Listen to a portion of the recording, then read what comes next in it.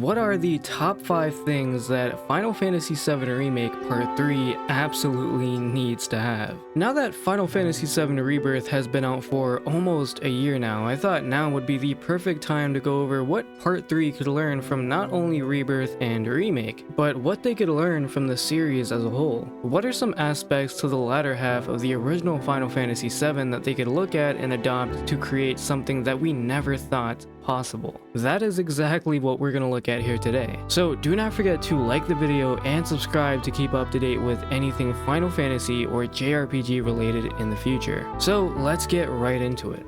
Switching party members mid-battle is something that I think that Final Fantasy needs to adopt not only for Part 3, but for the future of the series going forward. There is a reason why I think many people, including myself, think that Final Fantasy X is the pinnacle of turn-based for Final Fantasy. It was the culmination of everything that Final Fantasy had built from 1 all the way to 9, and created a beautiful mesh both gameplay-wise and story-wise that I don't think the modern era of Final Fantasy has really gotten right ever since. They all added their own gimmicks, but at their core, they kept the same gameplay identity. And naturally, the gimmick with Final Fantasy X was allowing you to switch party members on the fly, allowing for very flexible gameplay. And surprisingly enough, fast forward to now, we don't really see that in modern Final Fantasy. You know, when you look at the Persona games, switching party members on the fly has really been a thing for years now. Creating something really great for one game and then completely throwing it away or scratching it for the next game is something that they do all the time in modern Final Fantasy. And that's a problem that Final Fantasy has had for a while, and it really doesn't have to be that way. Switching party members mid-battle is something that I think should be a main staple in Final Fantasy games going forward. You know, it's a very simple way to add more depth to gameplay, right? Contemplating on what character to use for what situations and being able to switch them out on the fly. What characters would I use for this enemy in comparison to another? It worked so well with Final Fantasy X because you really had to contemplate when to use Lulu, when to use Tidus or Yuna, all for different situations, and it added so much flexibility and variety to the combat. It's something that I think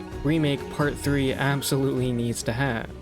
Now, next up we have secret islands or locations. You know, one of the things I've always loved about the older Final Fantasy games was getting to fly around in your airship and finding these completely optional islands. And sometimes these islands would even have towns that you could explore and find shops that sold really good gear, on top of secret chests that had really rare items in them. It's that exploration aspect of Final Fantasy that also has been lost to time. Instead, Final Fantasy has chose to kind of leave behind that aspect of exploration, and Rebirth has kind of brought that back in a way, but I think it could definitely be a lot better in Part 3. One way to do that is to bring back secret islands with even towns and, you know, villages to explore. You know, I think there is a lot that Rebirth has pretty much reintroduced to the series after years and years, and they pretty much brought back a lot of aspects that the older games had, including OG7, and modernized it in a way that still respects the older games. I think with Part 3, now that we have the airship, I think now would be the perfect time to implement optional islands as a way to add more depth to exploration and to provide that aspect of Final Fantasy that has been lost to time.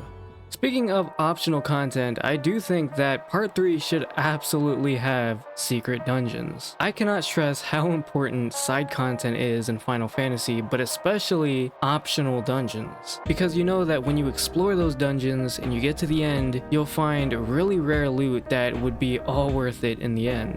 You know, a lot of them would be scattered around the world map where you would have to use vehicles or your airship to find them. But once you found them, you knew that you couldn't resist but to go in and try to clear the dungeon to get some really powerful loot. But it was always worth it because you knew you were going to get something out of it. I mean, even these older Final Fantasies had quests where you would have to go into these dungeons and find these rare items to complete the quest. These older games really rewarded exploration. And again, in modern Final Fantasy, doing optional content or, you know, exploration in general is kind of dumbed down. I think the Remake trilogy has really set a standard as to what Final Fantasy exploration needs to be. And honestly, the exploration aspect of the Remake trilogy is one of my favorite aspects of those games.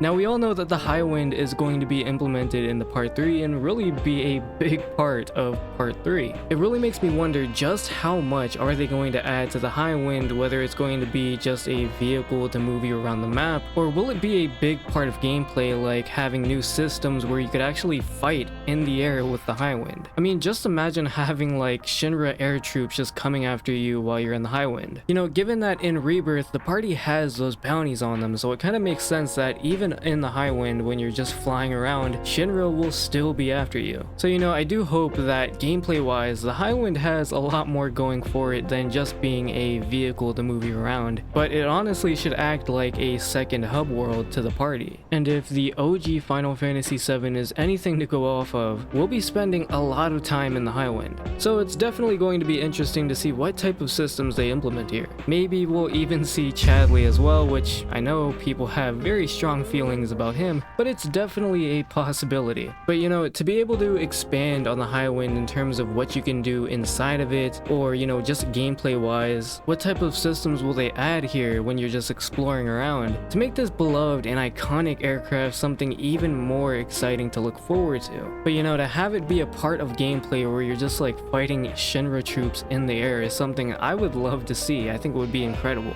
Do I think it will happen? Probably not, but that possibility is really cool to think about.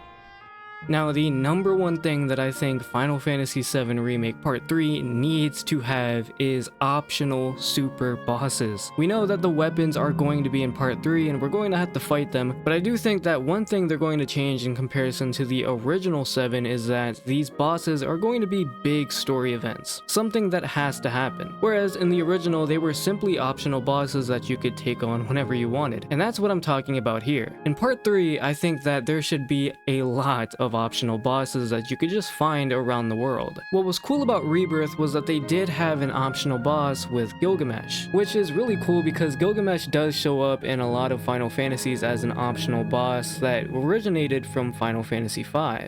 And honestly, he was one of the coolest bosses in Rebirth, at least for me. But for part 3, I want to see multiple super bosses that you can fight around the world. Given that this is a really big open world that we're going to be able to explore in part 3, especially with the Highwind, give us some variety in bosses, right? Maybe one where we're also fighting underwater with the submarine, and another in the desert, just like in the original game. But how all of that is going to be implemented gameplay-wise and modernized is something that's going to be really interesting to see, but it's something that I really want to see happen. Super bosses in Final Fantasy were always incredible because it was something that you could always brag about to your friends when you actually beat one. It showed that you actually understood the systems, you spent time leveling up and grinding, and 9 times out of 10 these bosses were way harder than the last boss. But just imagine if part 3 actually let you switch party members mid-battle, and while you're fighting these super bosses, actually having to use every single one of your characters and having to understand the ins and outs of all of these characters. It's going to be really interesting to see how they tackle super bosses for this last game, and they have all of the references at their disposal to create something truly special.